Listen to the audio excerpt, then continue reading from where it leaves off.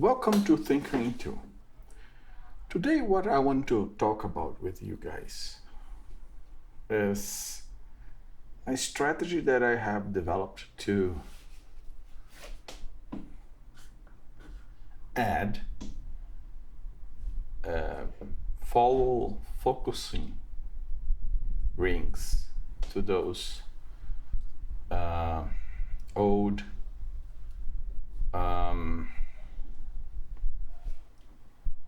television lenses. This is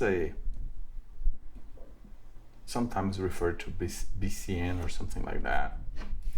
So lenses for those broadcasts cameras, shoulder mounted, old style, and they are extremely interesting lenses to be adapted to Micro Four Thirds or any small sensor camera, particularly those versions that come with this doubler built in. Because with the doubler engaged, you have a full frame coverage in a Micro Four Thirds camera. Those lenses are parfocal. If you find one a bit newer like this one, which is a HDTV zoom lenses from Canon, they are very sharp, very good. So for what they are excellent travel lenses. Although they are a bit big, they have an enormous zoom range. Sometimes 22 times zoom range or something like that. I think this one is a 22 times zoom range, is a 7.6 to 168 millimeters in the realms of 2/3 inches sensor for what those lenses were made. Then you engage the doubler, multiply that by 2.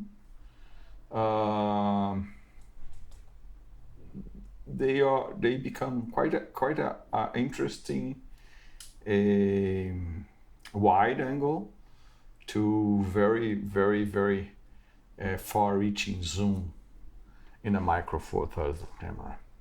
Usually when you find this types of lenses, they might come with a kind of a hand control unit which has zoom control, something like that, some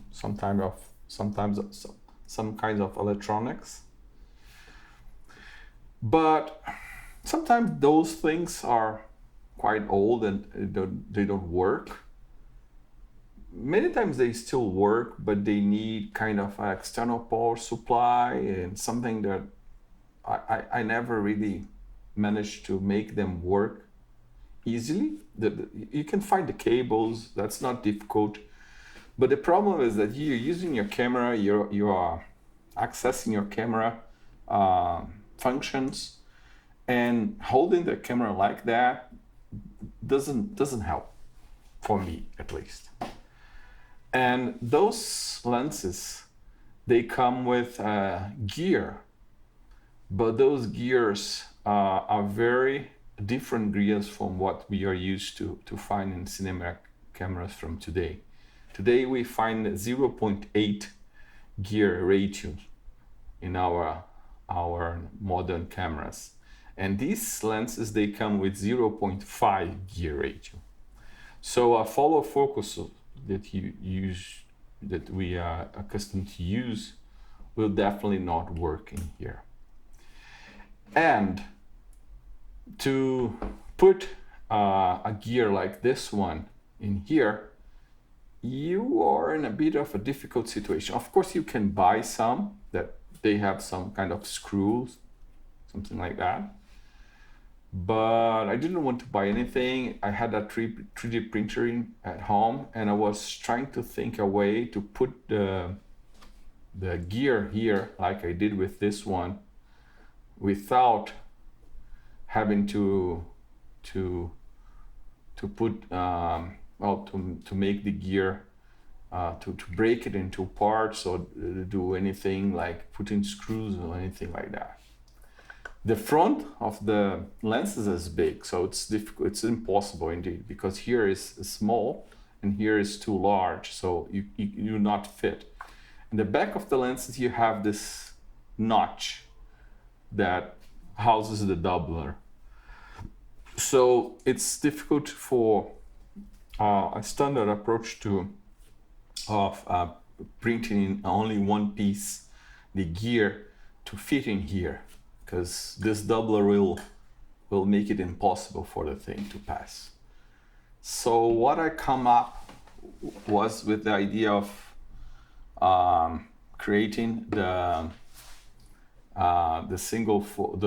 gear and kind of a glove that goes inside in 3 pieces. So I 3D printed everything, and this will be mounted like this, just like I did with this one. Probably you can see here the notches. And by doing so, these cuts were done basically to allow the whole piece to pass through here. Let's see if I can make it work. It should be easy, you see. It's passing to the wide section, and then I can drop it in here. Okay, now it's loose and needs some tension. That's where those pieces come in. And if you have one of those, they can help. So I had another one here that I'll see if I can fit in the iris ring as well. This is the zoom ring. The focus ring I had already done, the initial experiment to see if it worked. Then I printed 2 more. So let's see if I can make it work here on camera with you guys watching. It should not be very difficult. I have the 3D file I will put in the sharing platform for 3D files. If anyone bothers to do this, I'll share the model of these lenses, and I have done a different one for another model, so I'll share both of them and then put it back again. So this is the third one. That was my initial work. So I'll lose this one just to put this in place. So I'll put the iris first, and then I'll put that one. See that it worked like that on that approach. So yeah, this one is in place. Let's try to put this one. The iris ring was a bit too loose, and we are gonna use some tape to make it a bit thicker and therefore improve the grip from our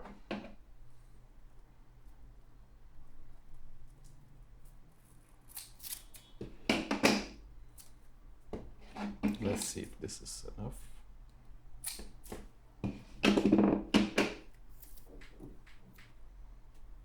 I'll just apply the tape like that on top of the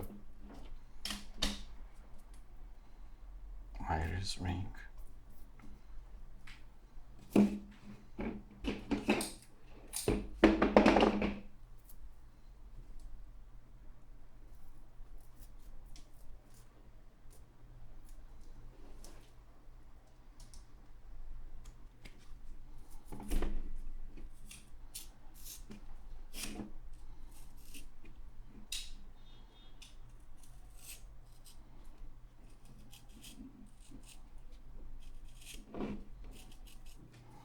So I have put some tape. And removed the excess so that it doesn't influence the operation of the iris. Now we can try to put this in place, and I hope we have sufficient grip. Yeah, I think it's enough. See, it's very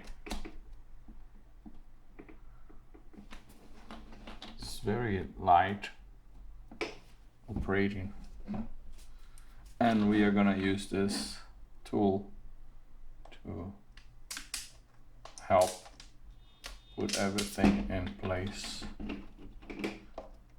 Later on I can still use some hot glue or something like that to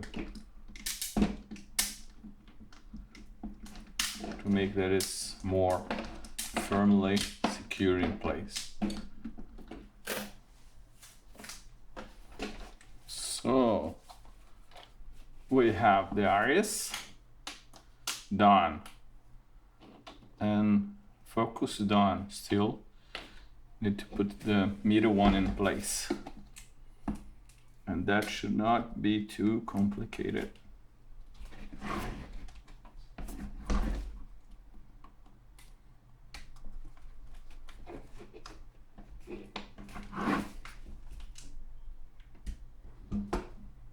There you are, fully in place,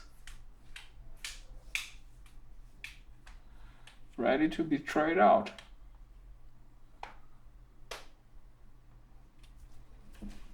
That's it, guys. It worked like a charm. And now it's fully compatible with standard follow focusing and wireless motors and all those goodies. That's it. Hope you like it.